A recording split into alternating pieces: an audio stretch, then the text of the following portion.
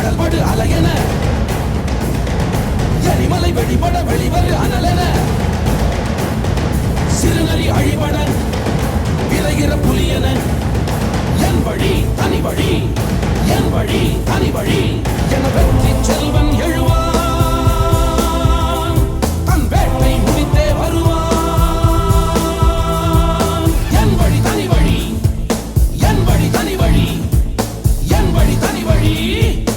என் வழி தனி வழி என் வழி தனி வழி.